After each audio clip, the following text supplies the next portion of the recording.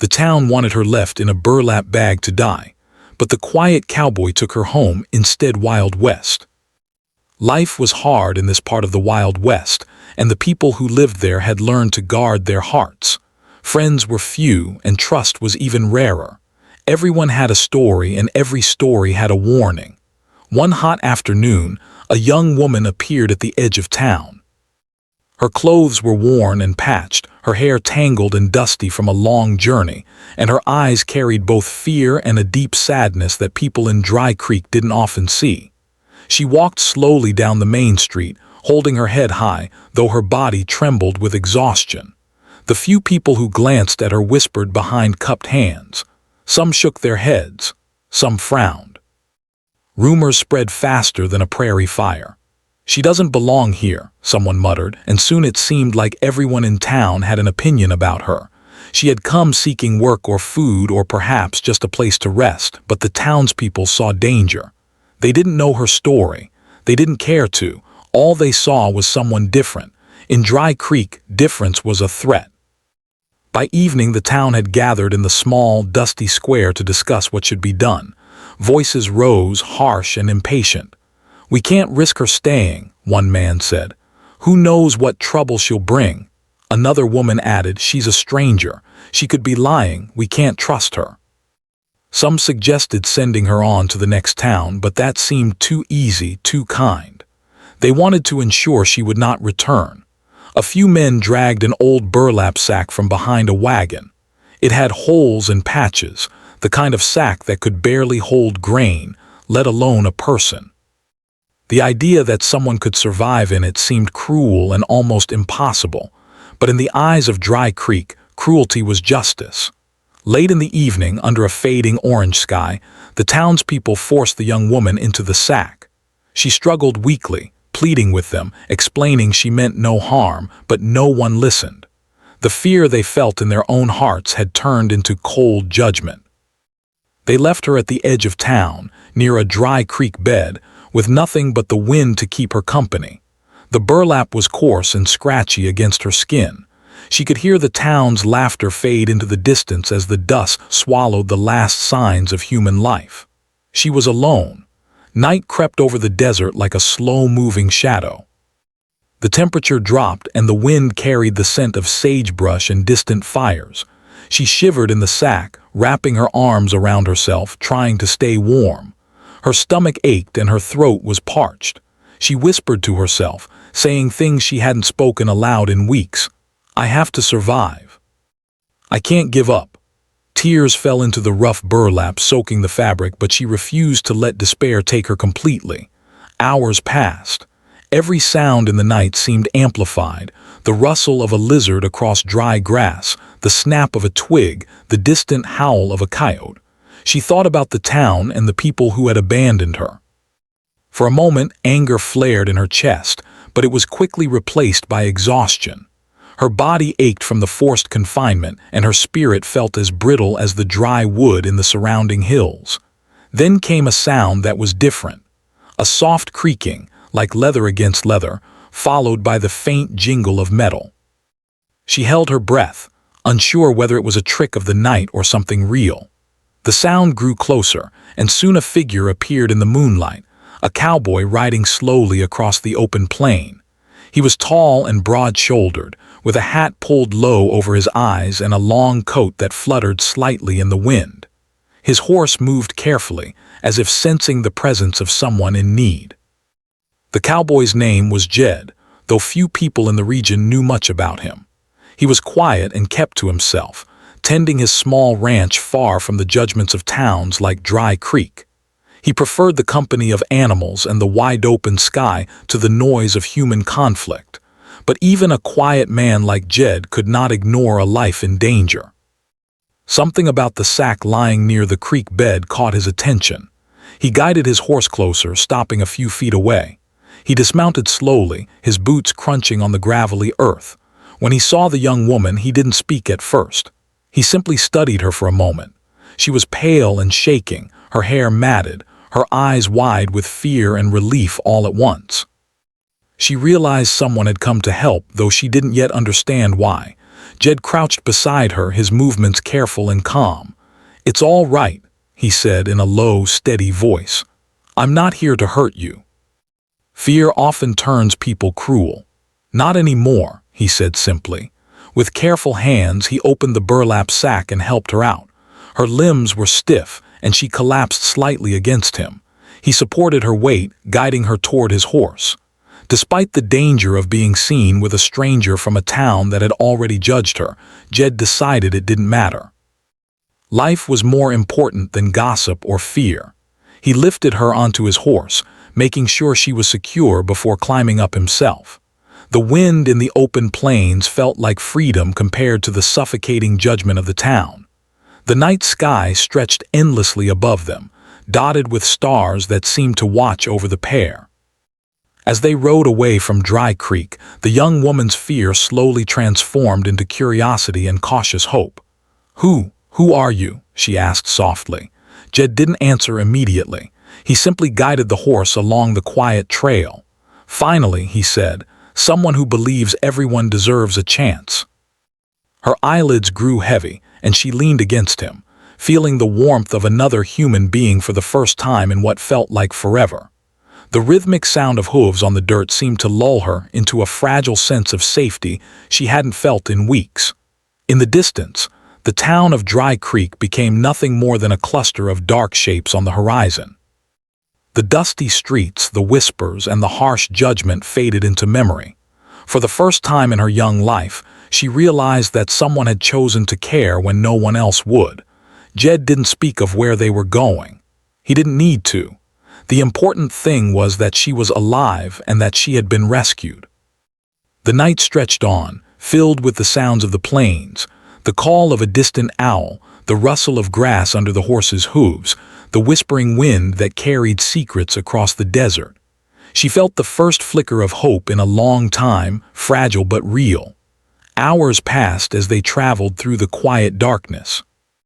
The woman, still weak and trembling, felt a strange sense of connection with the cowboy. There was no judgment in his eyes, no questioning of her past. He simply rode beside her, steady and unwavering, giving her a chance to heal in ways she hadn't imagined possible. By the time the first light of dawn touched the horizon, painting the sky with streaks of pink and gold, they had traveled far from Dry Creek. The world felt larger now, full of possibilities rather than threats. The young woman understood that her story was far from over, that the cruelty of the town was only one chapter. With Jed's quiet presence guiding her, she was ready to face what came next. And so, with the morning sun warming their backs and the endless prairie stretching before them, they rode onward together. One had been abandoned, the other had chosen to save. In that choice, hope had been born, fragile and strong at the same time, a promise that even in the harshest places, kindness could still be found.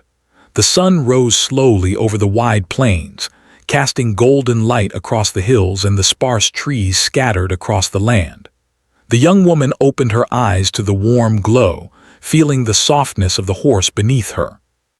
For a moment she remembered the horror of the night before, the burlap sack, the cold ground, the cruel whispers of Dry Creek.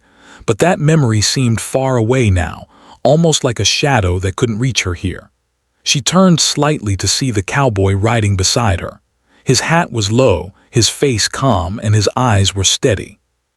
Jed, she remembered, was the man who had saved her, the one who had believed in her when no one else would. When they reached the edge of a small valley, Jed led the horse down a narrow trail that wound between low hills. The valley opened up to a small ranch, tucked away from the world, surrounded by fences and a few simple buildings. Smoke rose gently from a chimney, and the soft bleating of sheep and lowing of cows reached their ears. The air smelled of fresh grass, wood smoke, and the earth after a cool night. It was quiet here, far from the dusty streets of Dry Creek and the harsh judgment of townspeople who had never known kindness. Jed helped the young woman down from the horse. Her legs were weak and she stumbled slightly, but he caught her gently, guiding her toward the main building of the ranch. Inside, the rooms were simple but clean, with wooden floors and sturdy furniture. There was a small stove for cooking, a few beds and shelves lined with supplies. The smell of baked bread and fresh water greeted her, and she felt something she hadn't felt in a long time: safety. Jed offered her a seat and handed her a bowl of warm soup.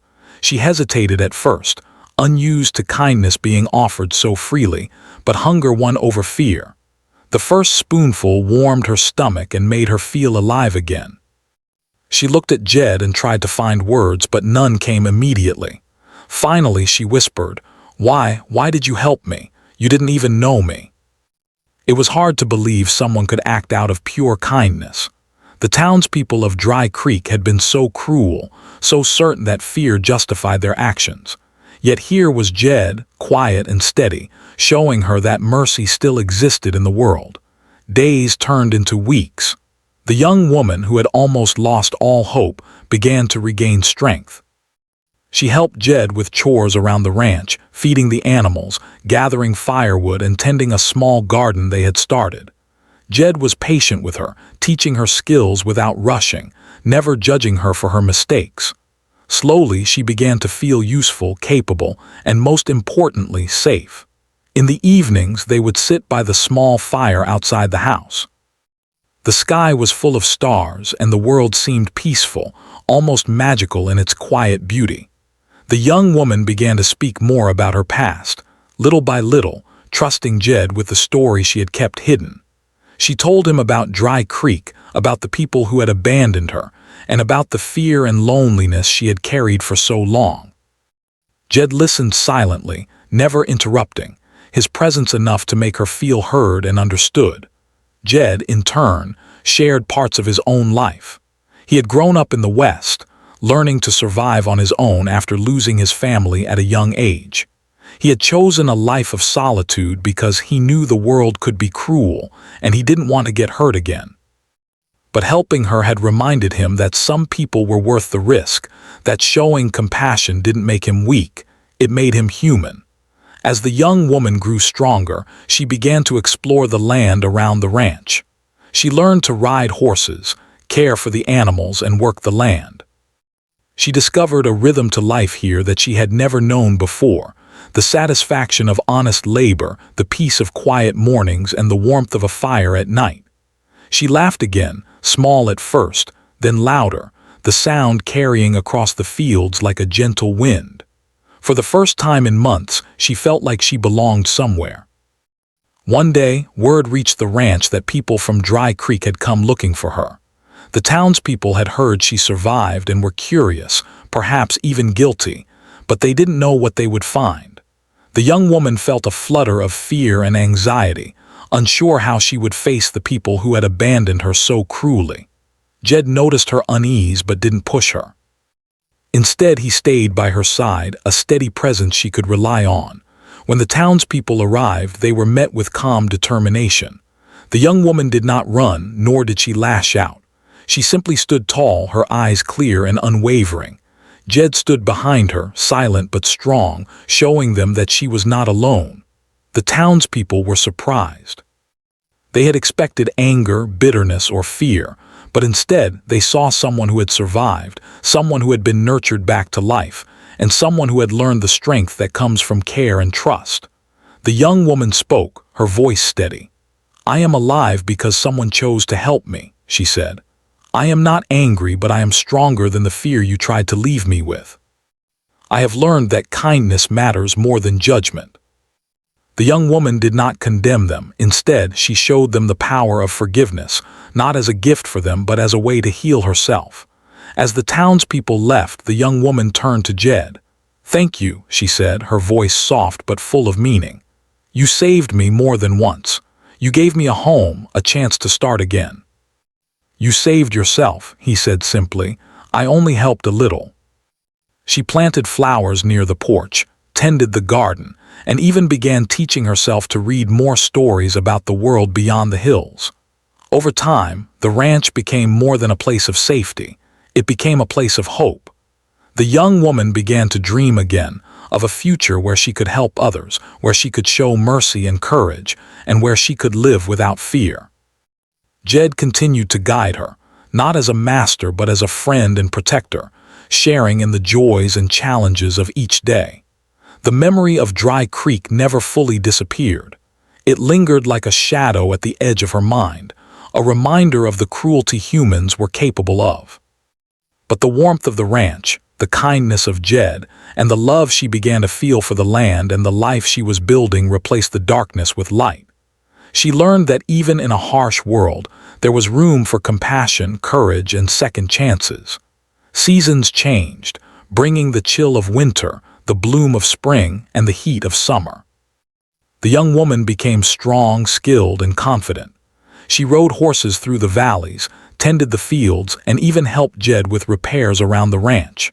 Their partnership, built on trust and respect, grew stronger each day. In the evenings, when the sun set behind the hills, they would sit together, watching the colors of the sky change, sharing stories and laughter. The young woman realized that life could be beautiful even after suffering, and that hope was something worth holding onto, no matter how dark the night had been. And so, the young woman who had once been abandoned, left in a burlap sack to die, found a home and a life filled with care, trust, and new beginnings. She learned that courage could be quiet, that strength could come from love and compassion, and that one act of kindness could change the course of a life forever. The quiet cowboy, once a solitary figure, had shown her that even in the wildest places, the human heart could shine bright, offering hope to those who needed it most. Together, they continued to live, work, and grow on the ranch, proving that even in a world filled with fear and cruelty, mercy, friendship, and love could prevail. And in the stillness of the Wild West, the young woman finally found what she had been searching for all along, a place where she truly belonged.